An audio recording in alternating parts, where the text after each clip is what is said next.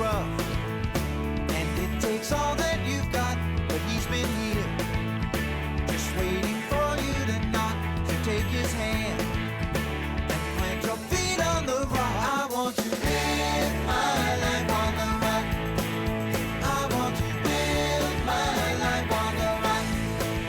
I want to live my life on the rock. I want to live my life on the rock. I want to live my life on the rock. I want to live my life on the rock.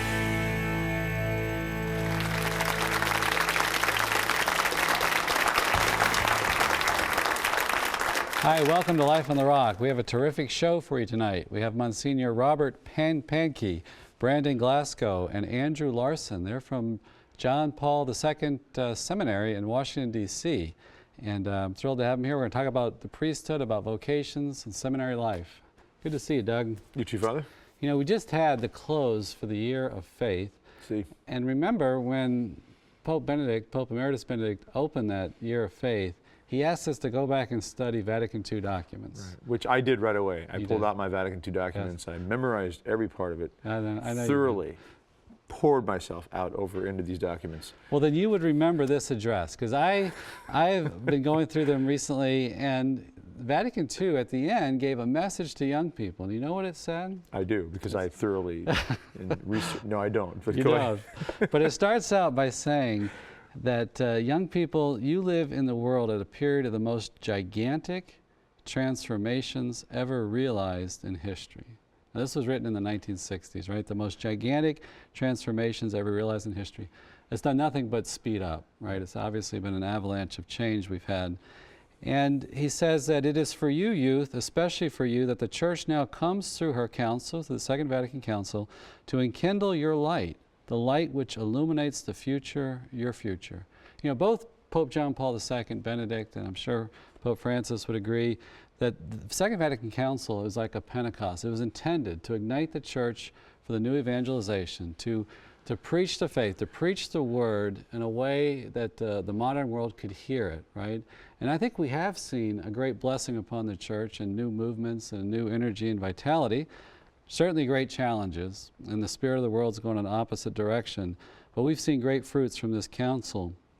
He goes on to say in this closing address, he says, the Church is anxious that this society that you are going to build up should respect the dignity, the liberty, and the rights of individuals, and that the Church has confidence that you're going to build a society, you know, according to these values. It says, it is in the name of this God and of His Son, Jesus Christ, that we exhort you to open your hearts to the dimensions of the world, to heed the appeal of your brothers, to place your youthful energies at their service. Fight against all egoism. Be generous, pure, respectful, and sincere, and build in enthusiasm a better world than your elders had. Right? So do away with egoism, with self-centeredness, and commit your lives to a life of service to others, you know, to build a true fraternity and brotherhood. Be generous, pure, respectful. It's a great wisdom there in the council from the pastors of the Church. Yeah, very simple also, you know, focus the talents and gifts and the energies. You know, you think about the energy, you know, of youth. You know, it just revitalizes, it invigorates, and you combine that with, you know, the newly discovered talents that a young person has. And it can be a tipping point there. You know, do we go the ways of the world with the talent and the energy, or do we go the ways of God with the talent and the energy? And here the Vatican Council is saying, go the ways of God. Right. You know, use those energies and those talents, you know, let it pour out. Yeah. Because there are every generation has to be re-evangelized. You know, every generation has to pass that faith, that truth on. Mm-hmm. And that, you know, young people are given this gift of energy and vitality, and, you know, God's given that through you, you know, to use that for the betterment of the world, right? So you're expected to give that gift, right, in service of the Church, in service of Jesus Christ. So the Church looks to you with confidence and with love. It says the Church possesses what constitutes the strength and the charm of youth, that is to say, the ability to rejoice with what is beginning, to give oneself unreservedly, to renew oneself, and to set out again for new conquests. So he's saying, Pope Paul VI is saying, you know, we find these gifts of youthfulness in the church. You know, the church is ever young. So young people, you should feel very much at home in the church, right? Because you are a special face of the church in the world, and she celebrates these gifts that you have, and she herself obviously is on this mission to renew the face of the earth, right? To prepare the way for the coming of God's kingdom. And young people, you have a special role to play, and we're in a time of transformation. The voice of the gospel has to be there, and the service inspired by the gospel has to be there. Yeah, you consider when this was written, you know, the Council of Vatican II was 62 to 65, and you consider that talking about the biggest transformation in the history of the world, and as we were talking before the show, that was before the invention of Atari Pong, you know, let alone Nintendo, Xbox, You're dating smartphones. yourself, I'm dating myself, yes. I heard about those things once.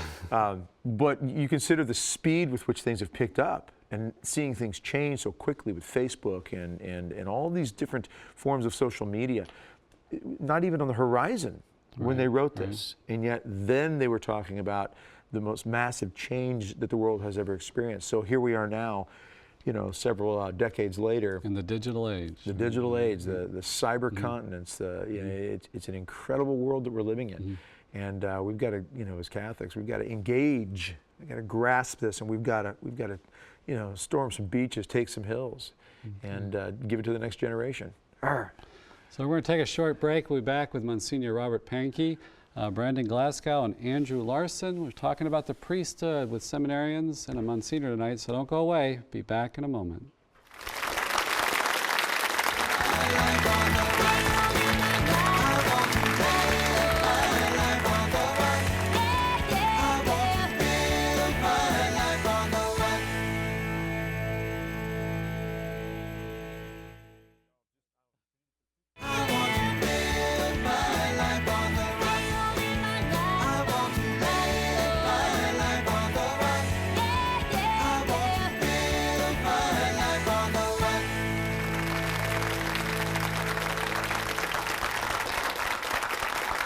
Hi, welcome back to Life on the Rock. Tonight we have the Rector of Blessed John Paul II Seminary in Washington, D.C., Monsignor Panke. Welcome. It's great to be here. Thanks for having me. And Brandon Glasgow and Andrew Larson. And welcome to Life on the Rock. What years are you guys now in seminary? Your second year, third? No, we're both in our third year of seminary, so third college. So we're both juniors, yeah. Okay. So Monsignor, can you describe the seminary, how big it is and where it's located? Well, it's right in Washington, D.C., right next to the campus of Catholic University. And we're just up the road, so close that they can come back for lunch and take their walk to their classes. So it's in a great location, and they're able to take advantage of the great education at Catholic University. Which does have a very good philosophy department. It has one of the finest in the country, if not the finest. We have 30 beds currently. 28 of those we started were filled this year, and we're actually building a wing. So we're expanding already. We've only been in existence we're in our third year right now. So we're building a wing to expand our facilities. Right. So you mentioned to me before, sometimes Cardinal Wuerl gets some comments about the boldness of this, because there's this impression, right, that the vocations are down? Yeah, I've heard comments like, who starts a seminary today? Who's starting seminaries? Especially minor seminary. Minor seminary, yeah. We've seen a great increase in younger vocations, like Brendan and Andrew, and we've got the great facilities around Catholic University, and Cardinal Wuerl really had this great desire to be able to form men in the Archdiocese with all the resources that we have. So he took a really bold step, inspired by the Holy Spirit, obviously, to begin this program. Right. So Blessed John Paul II Seminary is a minor seminary, meaning it's for college. So guys could go there to get their degree or pre-the. We have pre-theologians as well.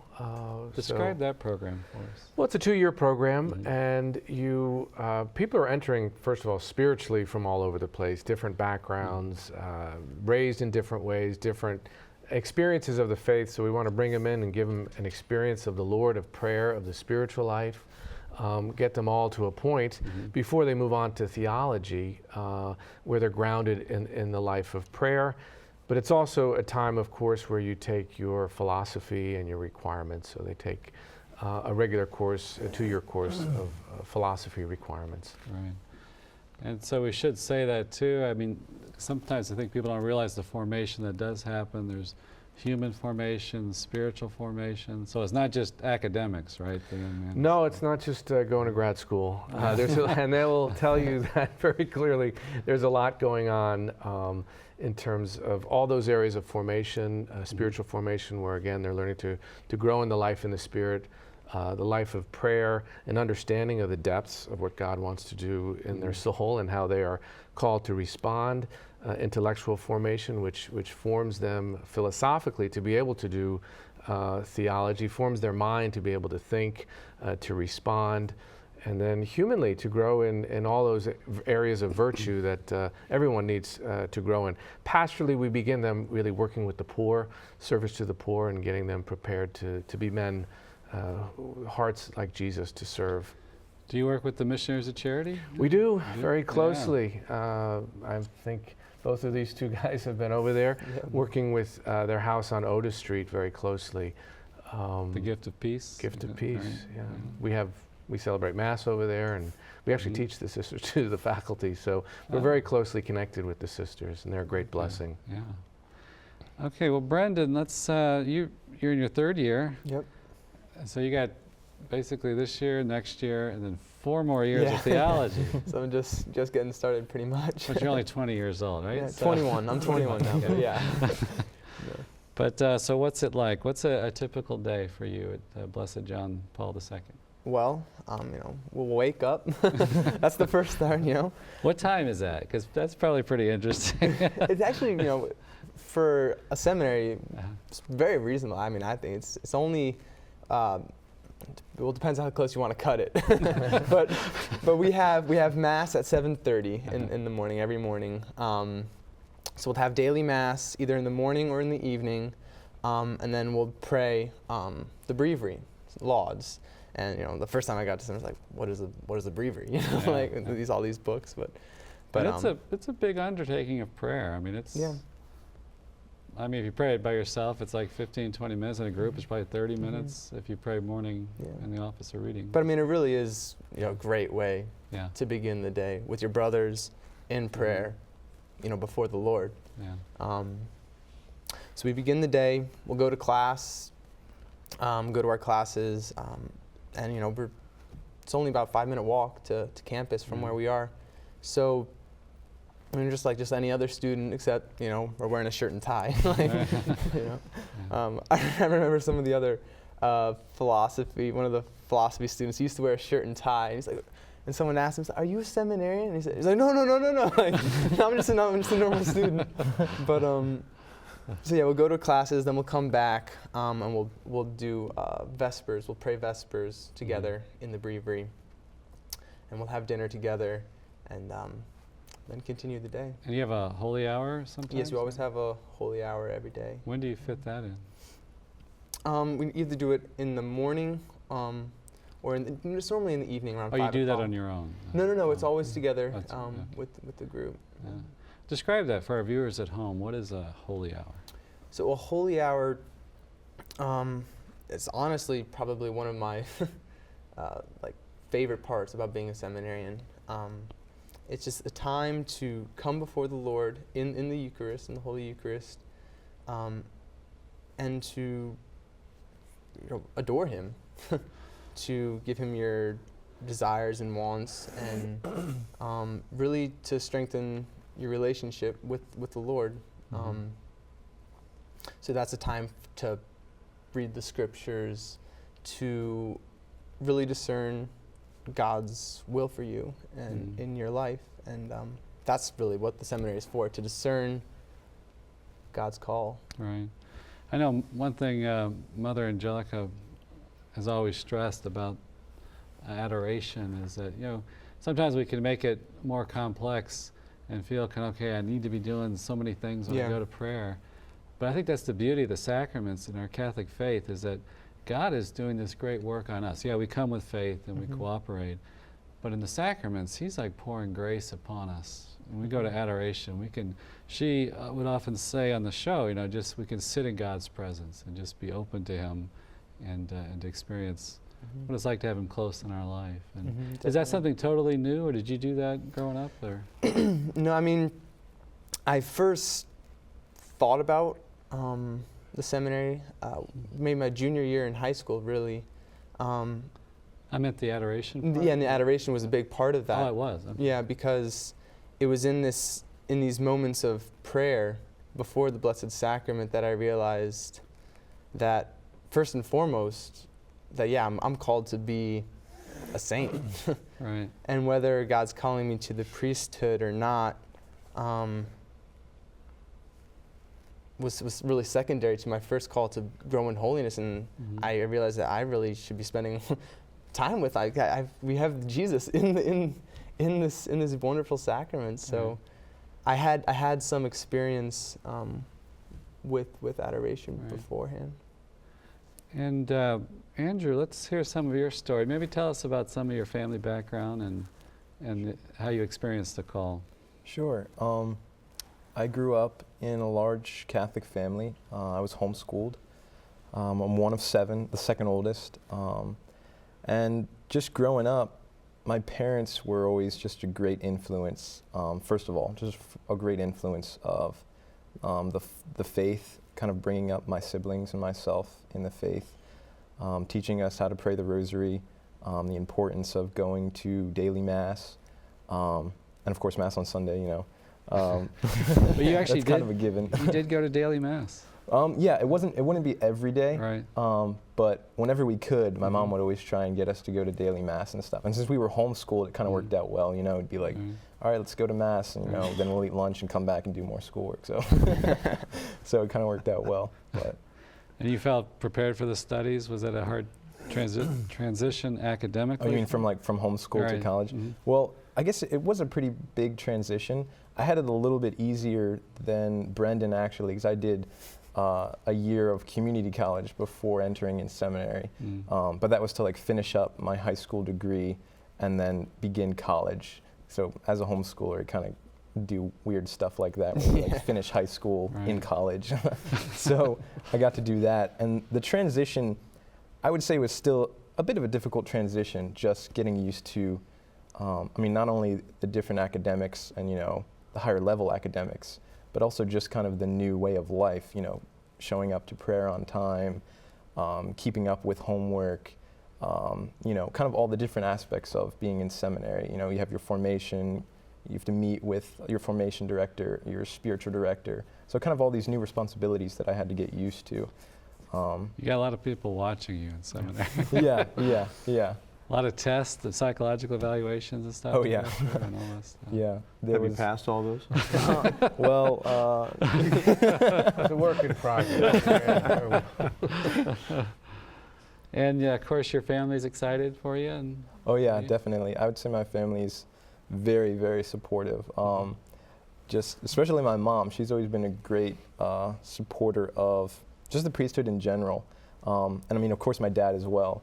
And really just their example of being good, holy, faithful Catholics, and just kind of, you know, persevering through difficult times and stuff, and the importance of prayer and, you know, responsibility and a good work ethic and all of that good stuff, good wholesome stuff that you learn from your family. We're just a great support, really, for my pursuing of, you know, whatever it is that God wants me to do. So definitely. did you see a burning bush, or how'd you make the decision? For me, it wasn't really like one moment and then I was like, oh, I'm supposed to be a priest, you know. It was kind of a gradual growth. Really from kind of a young age, I can't really remember a time, I guess, I didn't know about the priesthood. And I consider that a great blessing, just that I kind of always viewed it as a viable option, I guess. I was always kind of open to it. Not to say I didn't struggle with that, you know, because it can be kind of a scary thing to experience this kind of, this urge, I guess, in your heart, or this kind of drawing in, I guess, that God can kind of he draws you towards your vocation. And sometimes you kind of resist it. But just kind of growing up, you know, like I said, the example of my family and just growing in the faith. But I would say it wasn't until, I guess, freshman year of high school that I really kind of took a step in my faith and growing in my faith that really kind of started the official kind of vocation story, I guess. And that was just kind of deciding to grow in my faith and make it more personal and kind of taking it on as my own and not just something that my parents were giving to me. My parents had presented it in such a way that then I was able and willing and desirous to say, I want to take on this faith as my own now, you know? So I kind of continued in that growth throughout high school. And like Brendan was saying, adoration was a big thing for me as well. Just spending time before the Lord really kind of opens your heart to what it is he really wants you to do. I mean, you're not going to be able to hear what God's saying to you if you don't spend time actually listening. And so I continued in doing that. And it was, I guess, in junior year of high school that I started seriously thinking about entering seminary. Because before it was all just kind of like, I like the idea of priesthood, but then what is seminary? So I got in touch with a priest, spiritual director, and kind of learned more about it. And then really just kind of took an act of faith, I guess, and decided to make an application and stuff. And then now I'm in the seminary. So. Great, great. Well, we're going to take a short break. Be back in just a moment, so don't go away.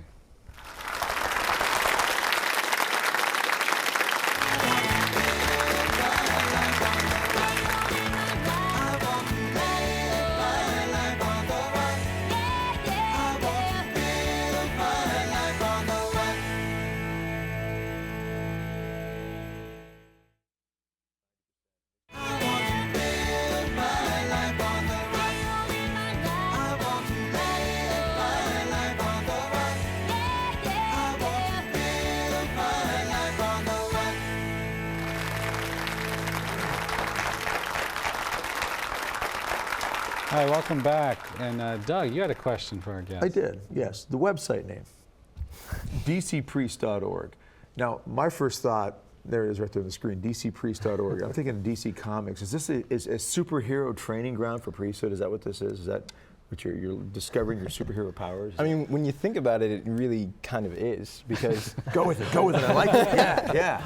I mean, I like to think I'll get superpowers, you know, but I mean, the priest does receive, you know, powers. There's powers within the priesthood. You know, power to celebrate the Mass and to turn bread and wine into the body and blood of Christ. See, can you imagine if we combined your seminary with, you know, John Paul the Great University down in the San Diego area, with what they're going to do with technology, and you combine, and we had a movie made that actually you could see special effects of the power of God work through the hand of the priest in the moment of consecration, and grace flying, and absolution, demons running out, confessional when that hand comes up and that absolution comes pouring down. So yeah, I can feel that superhero power coming through you, young man.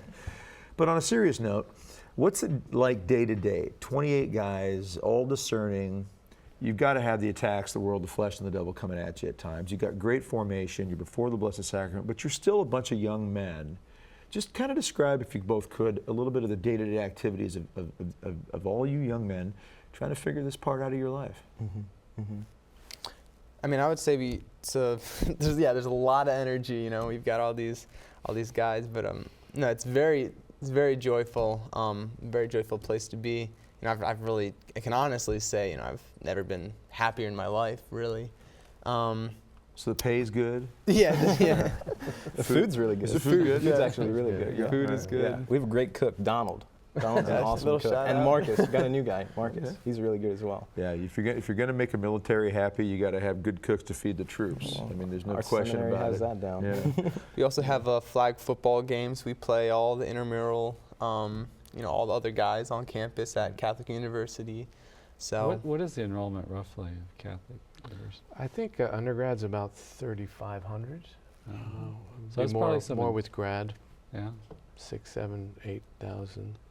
So that's intense games. I mean, that's a big population to draw from. yeah, no, they've definitely got a bigger pool to draw from, but we put up a good fight. We're We're all 3-3 right now, so. These guys are intense. I'm telling you, intense. They're surprised at how intense I think the seminarians are going to come there and sort of, cow down, but no, they're probably tougher than most of the teams.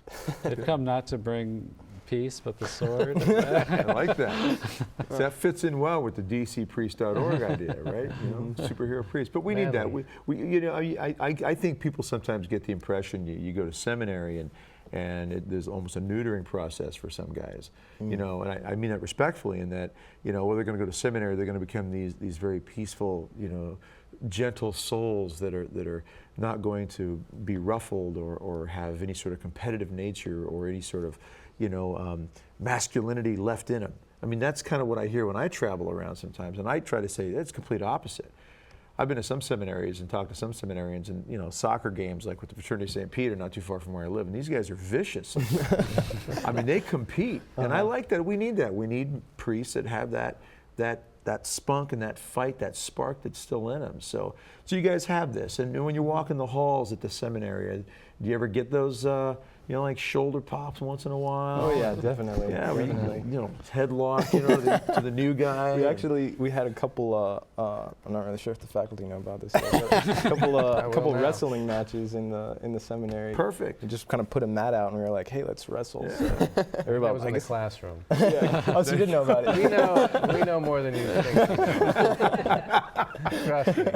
Yeah, there are cameras everywhere. Yeah. But yeah, that was a lot of fun. And speaking of soccer games, we were talking about soccer games before, that we had a soccer game, and it was just kind of out of the blue, which is what made it so cool. But it was like, we had 11 seminarians just get together and like, let's go play soccer on campus.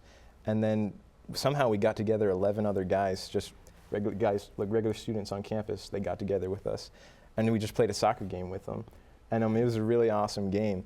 And it's kind of funny. It was like, somebody was like, all right, seminarians verse. And it was like, okay, we'll do seminarians verse. And we were like, oh, these guys look like they're kind of good. And then all of a sudden they're like, all right, shirts versus skins. Seminarians are skins. And we're like, oh, okay. But it was a lot of fun. Well, see, when you go to the skins part, that's when you start pulling out the blue paint and you start, doing the war paint. Yeah. You start crying out, freedom. War cry. There you go.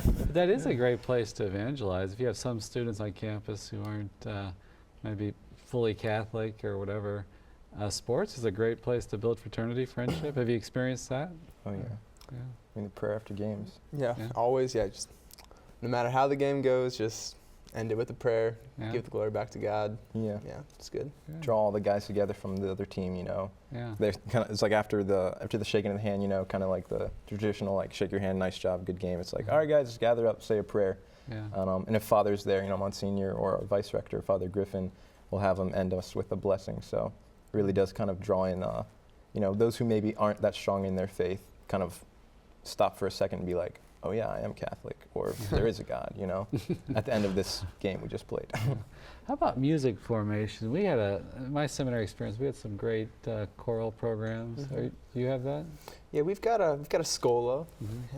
as they say.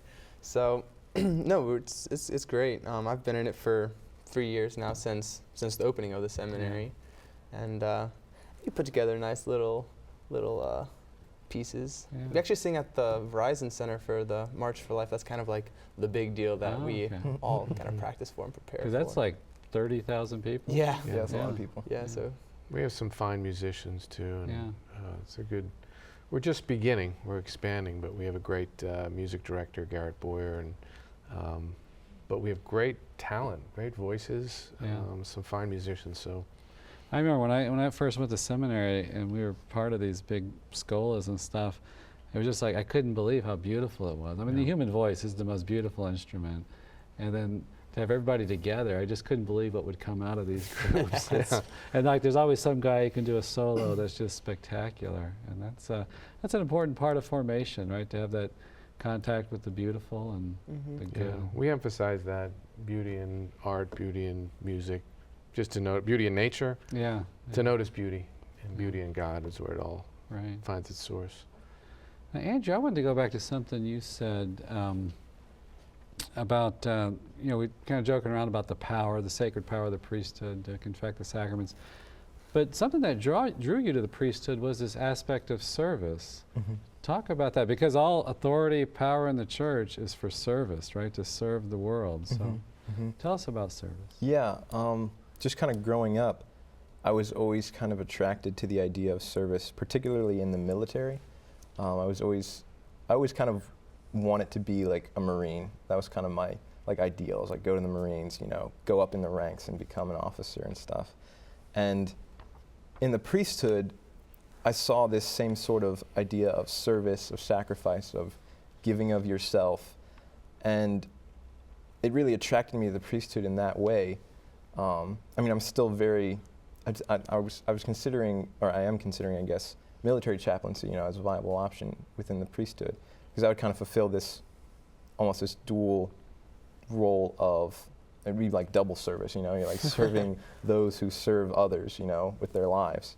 But yeah, service was always a very kind of important thing that I saw in the priesthood, and also the joy that the priesthood had in the way that he served.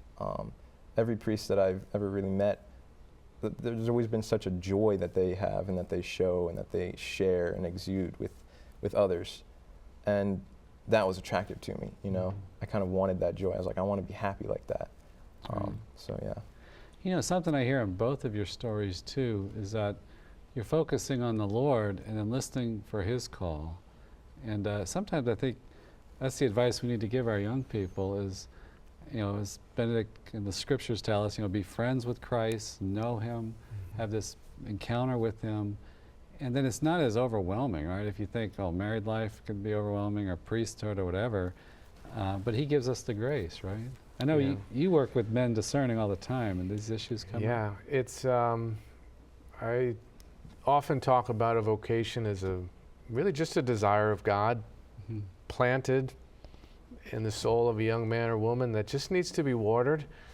And once it is, through grace, through prayer, through support,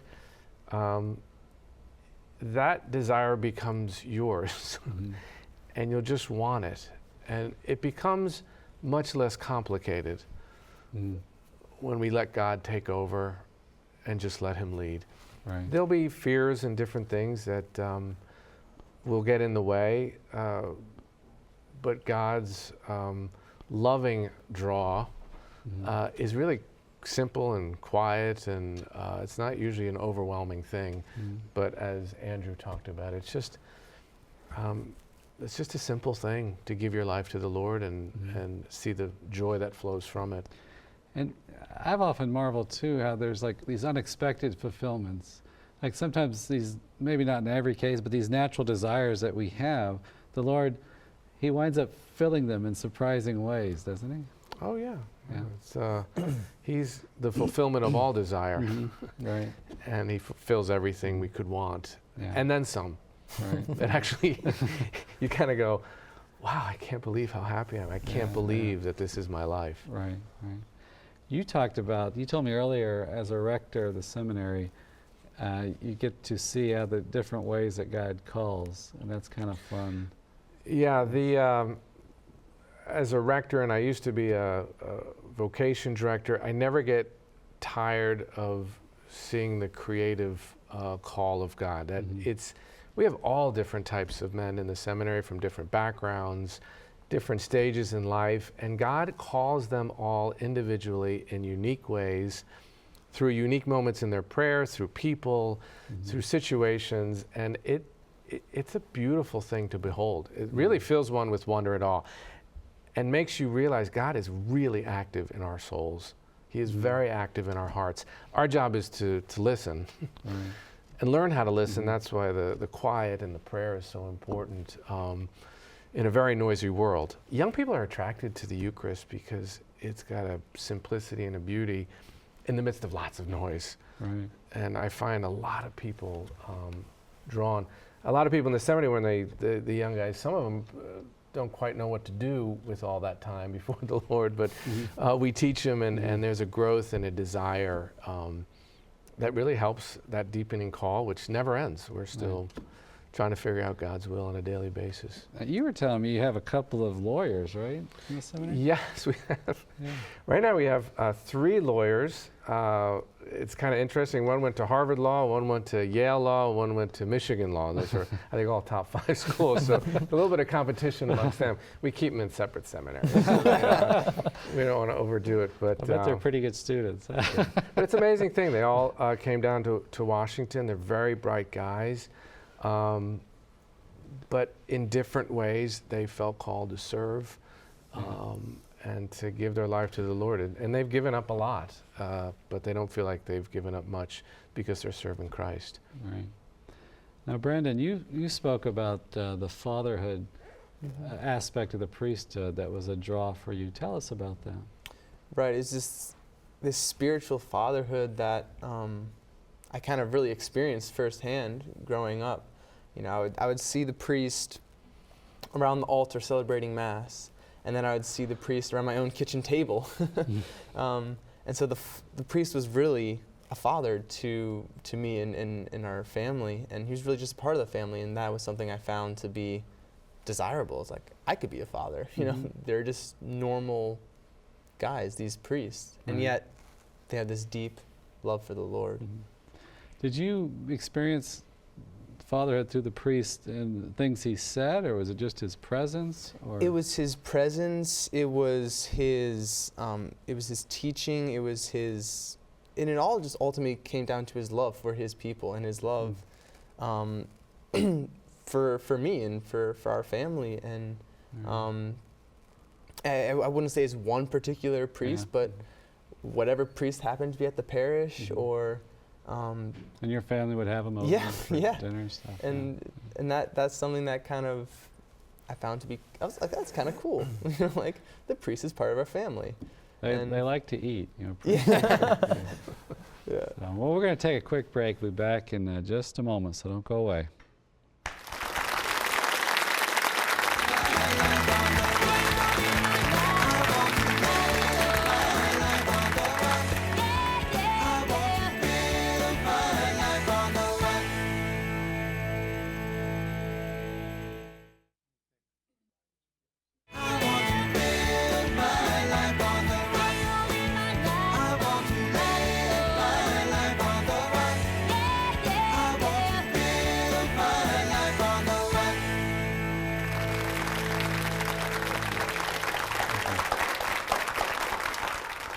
Welcome back. Monsignor, I wanted to ask you about your story a little bit. You studied in Rome, and I did. Tell us how you felt the call to the priesthood. Well, I grew up in a large Catholic family. I'm the 6th of 7. Wonderful parents. I went to public school growing up in Scarsdale, New York.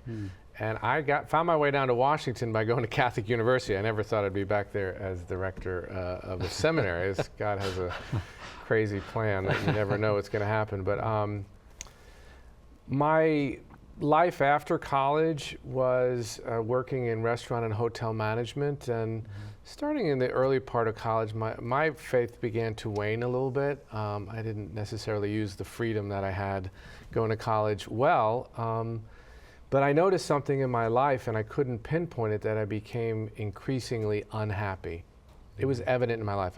On paper, things looked good. I was living in Chicago, I had a good job, I had a girlfriend, things seemed to be going great, and I was miserable.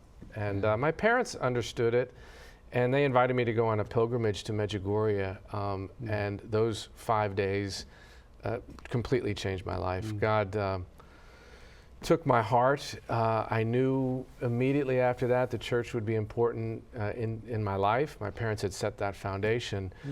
And so I started surprisingly thinking the priesthood was a really cool thing to do. I had never thought about that before. I was an athlete growing up, and I was involved in sports and everything. That just wasn't really my focus, but I desired to do what the priest was doing. And 2 years after the trip to Medjugorje, I was on a flight to Rome to start seminary studies at the North American College, and never looked back. I love being a priest.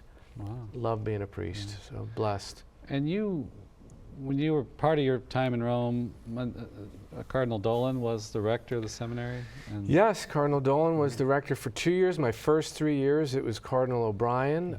So I had two magnificent role models of priesthood yeah. and love for the priesthood that I feel tremendously blessed. And John Paul II was the Vicar of Christ down the street, and that was pretty exciting to be able to go down, and you never cease to be filled with an amazing thing that went in your heart when you saw John Paul II. He had this unbelievable charism that anytime you saw him, I mean, really, tears, your heart pounded. He was an amazing man, and so to have him as the patron of our seminary is a special gift. And tell us about the relic you have of him. Oh, blessed Cardinal Wuerl was able to obtain a first-class relic. It's of his blood, and it's in a special place in the seminary, but it's a piece of his blood-stained cassock from when he was shot in St. Peter's Square in 1981. And it's such a, talk about a manly example, John Paul II, and someone who's willing to give his life for the church. And we see many of the men praying before that relic, praying through his intercession. We have a special prayer that we pray every day after Mass for the intercession of John Paul II. So it's a very special thing to have in our seminary. Right. And all the hotel management skills comes in handy with these guys. Very handy. There's a lot of management that goes on. That's a part of the human formation side that they How grow does up in. it bless you, though, to see their youthfulness and vitality and things? Two things that everyone comments when they come into the seminary, and I see it on a daily basis, it's a great blessing, is one, how joyful the men are. These are normal guys who could do a lot of different things, and they're happy. Right. And they're happy. And there's this great sense of seriousness about the faith that is inspiring to others as they come through. Young, normal men, joyful, yet serious about what the Lord is doing to them and for them, and their willingness to sacrifice their life. And it's a very manly house, as you mentioned. It's something that we really want to emphasize, that the Lord is calling men to be heroes for the church today, and a lot of these guys are really stepping up to the call. It's inspiring to be a part of it. There's a special energy. I remember at Mount St. Mary's, we had like 150, 60 guys, and visitors would comment. They'd come and attend a Mass or something, and you have all those male voices singing. And there's just something there's something thunderous and invigorating about it to see. People don't hear that too often. 160 men belting out at him. It's like the Rohirrim in Lord of the Rings, riding down into battle, Pelennor Fields there. That rush of all this men coming into battle to fight against evil. The sound of good men singing and crying out. And you Father, you mentioned that, or Monsignor, about the men want to be heroes. There's something in us from the time we're boys. We pretend we're knights in shining armor. We chase the cat around the backyard when we're 6 or 7 with a stick in our hand. It's a dragon and we're saving the kingdom. And I think when we get older, there's a great temptation that the world throws at us to walk out of that room of a little boy who wants to be a knight and save the world and beat back villains, and step into the safe world of the 401ks and the retirement plans and all this sort of stuff, with the degrees on the wall. Not that those things are bad, they have their place. However, that becomes our goal sometimes. We forget about the heroic side. And I just think that's a shame. I don't think any of us ever should. And I think for a priest and men who are discerning priesthood, you cannot get much more heroic than assisting in the salvation of souls at this level. I look at seminary as a West Point, if you will, an officer school for the church militant, for all of us in this battle on earth. And young men being formed here like cadets going through something like a West Point, and being given a very particular, unique place on the battlefield to fight for souls. So I agree. Priesthood has a very masculine quality to it in general, to follow in the footsteps of Christ in such a way. You think of some of the great missionaries who travel the world, from the North American martyrs to the Franciscans. All these going into very dangerous places of the world. And that still exists today, even in our city streets. There's a real dangerous element that these guys need to be trained for. And I just I just think it's great that you guys are doing it, and just all thanks be to God that you got the seminary rocking. It's a noble calling. Yeah. Priesthood is greatly misunderstood, but if you understand it and you live it well, and you're around priests who live it well, it's undeniably a noble calling and one worth taking on, and one that will bring great fulfillment in life. I think that is important to say. You know, I remember my own discernment being in seminary and on a break. I was home with my family, and my grandfather. We were eating we had a big tray of crawfish. He was down in we lived in New Orleans, so we're drinking beer and eating crawfish, and I just remember he said, "That's a good life." You know, I was wrestling. I was kind of wrestling with my discernment, and he said, "It's a good life." And I remember that's kind of like a good and noble life is what he meant. But I remember that was so strengthening for me. Yeah, very comforting to have the support Yeah. of those that are close to you. Right. Talk about some of the challenges today, because you actually work with some of the parents of the young seminarians. Mm-hmm. What are some of the challenges you see that maybe are hindering a young man from answering the call? Well, sometimes it is the parents, and parents are practical. I always say they want their kids to be happy, and if they can't envision happiness in the priesthood, then they don't want their son to be a priest because they want them to be happy. And so, and sometimes there's a tinge of good selfishness. They want grandkids, which is a good thing, but they need to be part of the sacrifice. And so the encouragement for parents is that if you want your children to be happy, follow the will of God, and I guarantee it. I can guarantee that's the happiest they will ever be. And when you see men go through the seminary and they exhibit that joy, often in time the parents really come on board, and sometimes there's even conversions that they really come on board and their own faith life is enlivened. For young men seeking to answer the call, a lot of it's around fear, and it's a very common thing. We see fear in the scriptures. Our Lady, be not afraid, you have found favor with God. Peter, depart from me, Lord, I am a sinful man. Be not afraid, you will be fishers of men. And so we have fears of being lonely. We have fears of giving up our career. We have fears of making the wrong choice. And there's really a call to trust God. Right.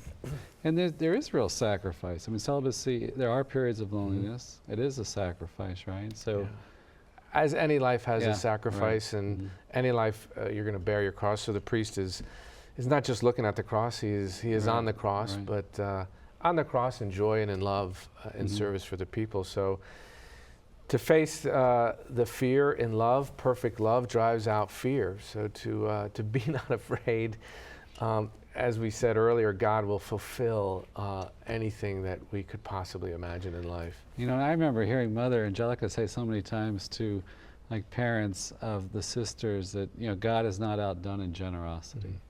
You've given your children to the Lord in such a special way, and He blesses that. Yeah, there'll be blessings upon blessings. And you've actually even seen maybe even conversions in the parents to the faith, a deeper faith life? Oh, yeah. And that's one of the greatest things to see, that grace also overflows, and your joy, your prayers overflows to your parents, to your brothers and sisters sometimes is the ones that need, or a friend. Right. And so in time, and that takes patience and trust in the Lord again, that God will do great things, and to not be afraid. So your practical advice, you have a young man at home watching this. Monsignor, how do I know if I'm called? What should I do? First thing you do is get on your knees. God has such a great plan for you. I don't know what that plan is. You don't know what that plan is. But the more you give your heart to God in prayer and involvement in the church, the more you give that, it will become evident. So to give your life in prayer and service to the church around people who are like-minded in the faith. Another step is to be generous with your service in the church, to get involved, but also to find good people around you, a priest, maybe a parent who's supportive, a friend who can walk this journey with you.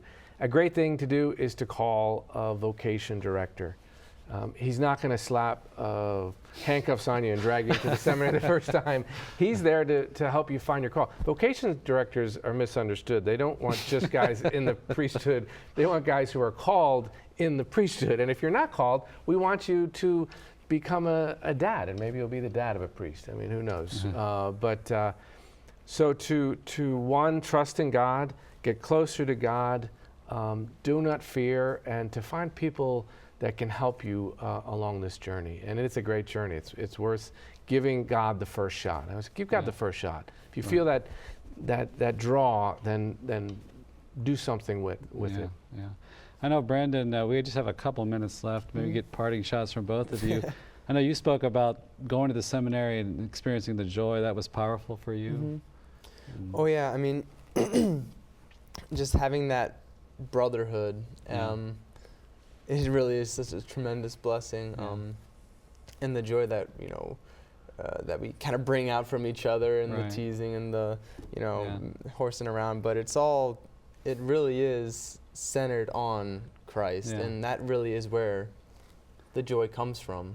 I thought that was great advice, like to just go to a seminary, look at it. I mean, talk to the right people. How about Andrew? Just have about a minute left. Any final comments? Yeah, just to encourage any guys who are, any guys or girls who are feeling any sort of call to vocation, to religious life, for girls, to the priesthood for guys, to just really stay close to the sacraments. As Brendan and I were both saying, adoration is so important, and that's one of the most important things to do, is to spend time in adoration before Christ. And the second thing I would suggest is spiritual director. It's really important to kind of get in touch with a priest who's able to, guide you along this way, because you can't do it on your own. But that'd be what I would say. Well, great words. Well, thank you so much for joining us tonight. And Monsignor, if we give a blessing to our audience. May our Heavenly Father shine His face upon you and give you His peace. And may Almighty God bless you, the Father and the Son and the Holy Spirit. Amen. We'll see you next week.